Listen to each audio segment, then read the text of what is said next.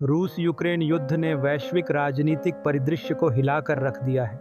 यह युद्ध केवल दो राष्ट्रों के बीच का संघर्ष नहीं है, बल्कि इसकी जड़ें गहरी हैं, जिससे दुनिया की सुरक्षा और स्थिरता प्रभावित हो रही है।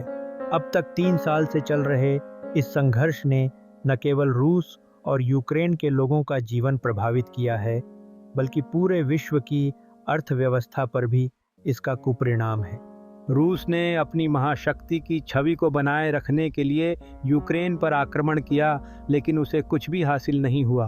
अपने अपूर्व खजाने और सैन्य शक्ति के बावजूद रूसी अर्थव्यवस्था गंभीर रूप से प्रभावित हुई है और उसके सैनिकों की भारी हताहती हुई है। दूसरी ओर यूक्रेन ने अपने अस्तित्व और पहचान की रक्षा के लिए लड़ाई जारी रखी है, लेकिन इसके परिणाम स्वरूप लाखों लोग बेघर और बर्बाद हो गए हैं।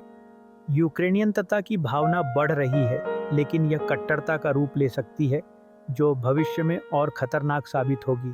इस युद्ध में आम लोगों की पीड़ा अनदेखी नहीं की जा सकती। ईंधन और खाद्य संकट, महंगाई और वैश्विक आर्थिक मंदी ने हर किसी को प्रभावित किया है। वहीं हथियार निर्माता कंपनियां और कुछ देश इस युद्ध से अपनी तिजोरी भर रहे हैं। इस दुविधा में युद्ध किसी को लाभ नहीं पहुंचा रहा है, सिवाय उन लोगों के जो इसके पीछे आर्थिक लाभ तलाश रहे हैं। इस संघर्ष का एक महत्वपूर्ण सबक यह है कि तटस्थ मध्यस्थता को बढ़ावा देना आवश्यक है।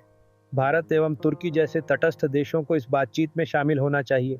हथियारों की आपूर्ति को कम करने और शांति निर्माण के लिए फंडिंग पर जोर देने की आवश्यकता है। इसके साथ ही यूक्रेन की संप्रभुता को मान्यता देते हुए रूस की सुरक्षा चिंताओं का भी सम्मान किया जाना चाहिए। यह युद्ध न केवल यूक्रेन बल्कि वैश्विक स्तर पर सभी लोगों के लिए एक चेतावनी है। अगर हम इसे गंभीरता और निष्पक्षता से नहीं देखेंगे तो भविष्य में और भी युद्ध होंगे। हमें कट्टरता और नफरत को समझना होगा और उसे रोकने के लिए ठोस कदम उठाने होंगे। शांति और समझौते का रास्ता ही अंतिम समाधान है। इसे अपनाना ही होगा ताकि हम एक स्थिर सुरक्षित भविष्य की ओर बढ़ सकें।